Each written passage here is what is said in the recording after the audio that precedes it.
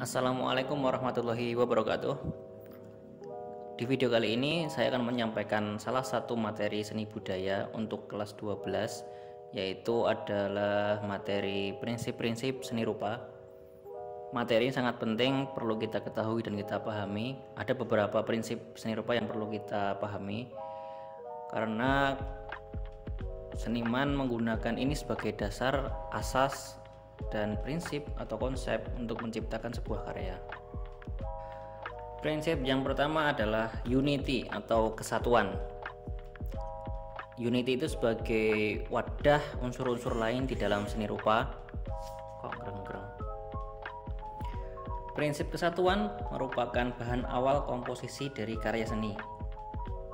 Pengertiannya adalah unity itu sebagai wadah unsur-unsur seni lain, atau di dalam seni rupa itu, dalam satu karya itu, unity itu menjadi wadahnya, sehingga unsur-unsur seni yang ditampilkan dalam karya itu saling berhubungan, saling berkaitan, dan tidak berdiri sendiri, sehingga karya itu bisa dilihat indah, menarik, selaras, dan juga seirama, dan juga indah juga ya. Sebagai contoh, gambar ini menggunakan prinsip seni kesatuan. Bisa kita lihat dari komposisi arahnya, kemudian komposisi bentuknya, kemudian pengaturan kekuatan warnanya pun juga saling berkaitan dalam satu buah karya, satu frame ini, satu kotak ini. Jadi itulah yang dinamakan prinsip kesatuan. Jadi dalam satu karya ini ada beberapa unsur seni yang ditampilkan, yaitu ada bentuk, bidang, kemudian arahnya, dan juga garisnya, dan juga warna, itu saling berkaitan, tidak ada yang nyeleneh. Begitulah, ini contohnya salah satu. Kemudian pada gambar ini juga sebagai contoh prinsip unity yang dipakai, itu adalah dalam satu frame ini warnanya saling berkaitan, kemudian elemen-elemennya pun juga saling berkaitan. Misalkan alamnya itu berkaitan dengan kayu, daun, dan juga bentuk rumahnya pun juga berkaitan dalam suasana satu frame ini. Misalkan rumahnya dibikin rumah gedung, itu pasti sudah nyeleneh, sudah kesatuannya itu sudah ada center of interest atau nyelenehnya itu ada. Kalau di sini terlihat prinsip kesatuannya itu adalah selaras, warnanya selaras, kemudian kekuatan bentuknya pun juga selaras, goresan kuasnya pun juga berkaitan atau sama kekuatan atau sama goresannya. Kalau dalam karya ini kita lihat kesatuannya itu ada di warna dan juga bentuk. Warnanya tidak jauh compang atau tidak ada yang melompat, saling berkaitan, warnanya, gradasi warnanya itu saling berkaitan. Kemudian bentuknya pun juga berkaitan, bentuknya semua melengkung gitu, melingkar dan melengkung, tidak ada yang zigzag ataupun tegas. Kalau ada satu garis tegas pun itu pasti nanti sudah merusak dari keselarasan ini, karena sudah menimbulkan satu anomali yang menjadi center of interestnya juga. Selanjutnya adalah prinsip seni harmoni atau keselarasan. Ini gunanya adalah untuk menyatukan unsur yang ada di dalam seni rupa tersebut. Ini definisinya hampir sama dengan kesatuan atau unity, karena ini saling berkaitan dengan harmoni, dan juga unity itu saling satu atau berpadu. Jadi definisinya tidak terlalu jauh. Keselarasan dengan adanya kesesuaian, kesamaan, dan tidak ada yang bertentangan. Kemudian keselarasan pun bisa dimunculkan dengan cara mengatur warna, cahaya, dan juga bentuk, kerapian, arahnya pun juga goresannya. Kemudian tujuan dari prinsip harmoni ini adalah menciptakan sesuatu karya yang berpaduan atau perpaduan yang selaras. Sebagai contoh adalah karya ini, bisa kita lihat harmoninya atau keselarasannya itu dalam kekuatan warna. Jadi kekuatan warnanya itu hampir sama, tidak ada satu warna yang mencolok ataupun ada satu warna yang gelap, terlalu hitam, itu tidak ada. Jadi dalam satu frame ini semua kekuatan warnanya itu hampir sama. Terus kemudian untuk ketebalan garisnya pun juga semua dalam satu frame ini hampir sama kekuatannya, tidak ada yang tipis dan tidak ada yang terlalu tebal. Itu yang bisa kita lihat dalam prinsip keselarasan atau harmoni dalam karya ini. Selanjutnya adalah prinsip seni balance atau keseimbangan. Prinsip ini berhubungan erat dengan berat ringannya sebuah karya. Kemudian karya pun bisa diatur atau harus kita atur untuk mempunyai sebuah daya tarik yang sama di setiap sisinya. Ada 4 keseimbangan yang perlu kita pahami. Yang pertama adalah keseimbangan Yang pertama adalah keseimbangan simetris, yaitu dalam satu karya itu ada 2 objek yang sama besar atau sama kuat. Terus kemudian yang kedua adalah keseimbangan asimetris atau keseimbangan tersembunyi. Ini misalkan ada satu center of interest yang bukan objek, kemudian di samping sisi sebelahnya adalah objek sebagai penyeimbangannya. Yang ketiga adalah keseimbangan memancar atau radial balance. Jadi keseimbangan terletak pada kontras bentuk dan warna pada objek di setiap arah. Jadi misalkan ada karya, nanti ada contohnya lah, nanti aja ya.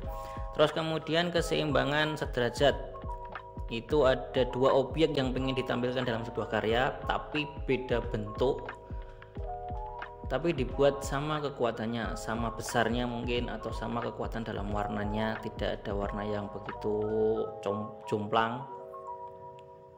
Ya begitulah, ada 4. Jadi ada 4 keseimbangan dalam seni rupa.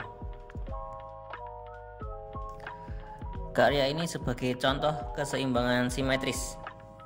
Bisa kita lihat bentuknya dari kanan ke kiri, kemudian kekuatan warnanya itu semua hampir sama kekuatannya, dan ukurannya objeknya yang ditampilkan itu juga ukurannya hampir sama dari kanan ke kiri. Selanjutnya karya ini sebagai contoh keseimbangan tersembunyi atau asimetris. Jadi bisa kita lihat di kanan dan kiri itu beda objek ya, beda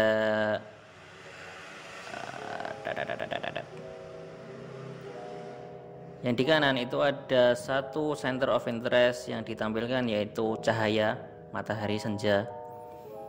Itu kekuatannya sangat mencolok sekali kalau kita lihat. Kemudian dibuat seimbang dalam karya ini, ditampilkanlah dikasih yang di kiri itu dikasih satu objek besar, yaitu rumah. Itu sebagai penyeimbang. Jadi objek rumah dan juga senja itu adalah keseimbangan tersembunyi. Itulah contohnya. Prinsip selanjutnya adalah ritme atau irama. Ini merupakan repetisi atau pengulangan dari beberapa unsur seni yang ditampilkan dalam sebuah karya. Itu diulang-ulang, cuman diulang-ulang. Jadi cuman mengkomposisikan beberapa unsur seni dalam karya, dikomposisikan arahnya, bentuknya, ukurannya dari kecil ke besar atau dari besar ke kecil, diatur sedemikian rupa sehingga dalam satu karya itu bisa terlihat menarik dan juga indah. Dalam karya ini prinsip iramanya sangat terasa, dari ukurannya dari kecil ke besar, kemudian dari arah lengkungnya itu dari kiri ke kanan, kemudian kekuatan gradasi warnanya pun juga diatur sedemikian rupa sehingga ini menjadi sebuah karya yang menarik untuk dilihat. Ada juga contoh dari fotografi dalam menggunakan prinsip ritme ini atau pengulangan ini. Ini adalah sebagai contoh dari fotografi. Prinsip komposisi ini merupakan salah satu prinsip yang menjadi dasar keindahan dari sebuah karya seni. Jadi kalau menurut saya lebih tepatnya adalah konsep atau merencanakan. Kita sebelum berkarya atau pas kita berkarya, kita harus merencanakan komposisi apa yang mau kita tampilkan dalam sebuah karya tersebut mau objek apa yang mau kita bikin, kemudian ukurannya mau seberapa besar, seberapa kecil, kemudian letaknya di mana yang mau kita atur, dan kemudian warna apa yang mau kita pakai, sampai ke teknik apa yang mau kita gunakan, itu harus kita atur dalam komposisi dalam sebuah karya ini. Dan ini salah satu contoh dalam mengatur komposisi sebuah karya seni.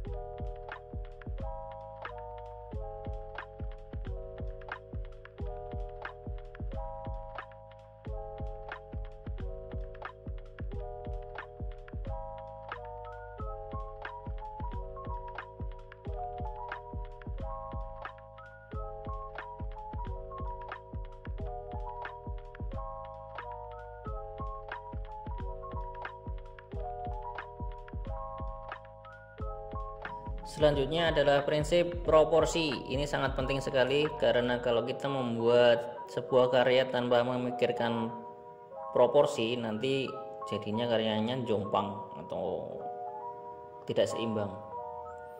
Tapi kalau emang mau bikin karya seperti itu ya nggak apa-apa juga sih.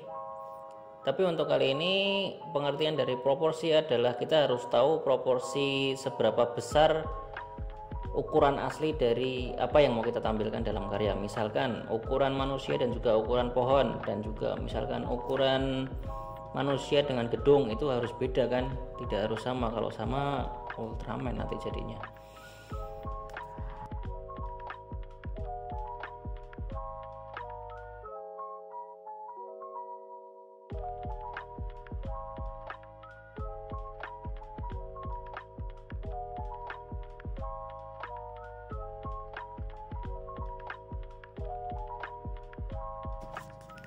Dan ini adalah salah satu contoh karya seni yang emang sengaja dibikin proporsi tubuhnya seperti ini, karena mungkin ada maksud dan tujuan yang pengen disampaikan dalam sebuah karya ini. Prinsip penekanan atau kontras ini merupakan penyusunan dari beberapa unsur atau minimal 2 unsur yang saling tumpang tindih. Contohnya adalah terang dengan gelap, kemudian tekstur lembut dengan tekstur kasar. Biasanya ketidakselarasan itu justru malah membangun sebuah harmoni tersendiri karena keduanya saling melengkapi satu sama lain. Kemudian kontras itu sangat berkaitan dengan yang namanya unsur gelap terang. Kontras sering digunakan untuk membangun gaya komunikasi ironi. Terus kemudian yang terakhir adalah kontras juga merupakan salah satu prinsip yang sering digunakan untuk membangun sebuah penekanan atau menampilkan sebuah objek sebagai center of interest-nya.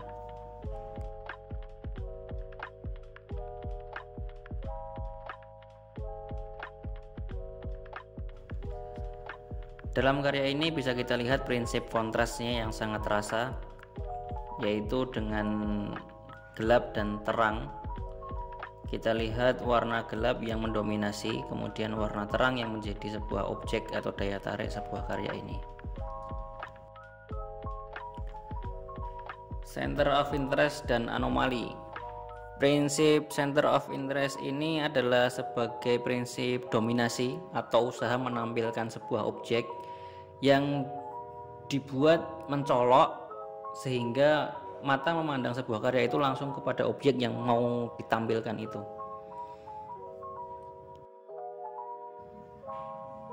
Kalau anomali dalam Kamus Besar Bahasa Indonesia itu diartikan sebagai keanehan atau penyimpangan, atau kalau dalam bahasa Jawa itu disebut sebagai nyeleneh. Contoh mudahnya misalkan dalam satu kelas itu, misalkan hari Senin adalah berseragam OSIS ya, satu kelas harusnya berseragam OSIS, itu ada satu anak berseragam pramuka. Nah itulah orang nyeleneh yang dianggap anomali, yang dianggap keanehan, penyimpangan. Itulah yang disebut dengan anomali.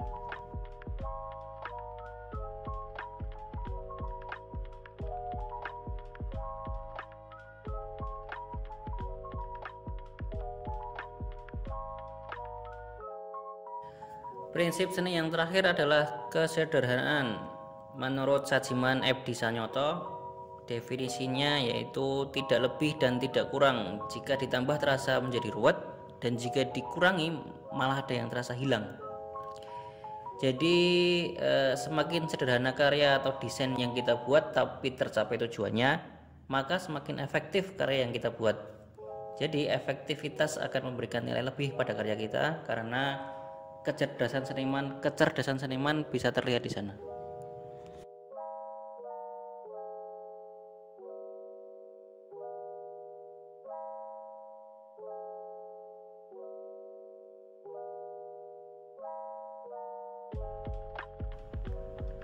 Demikianlah materi mengenai prinsip-prinsip seni rupa. Semoga kita semua memahami apa yang menjadi dasar dalam seni rupa. Terima kasih sudah menyaksikan dan selamat berkarya.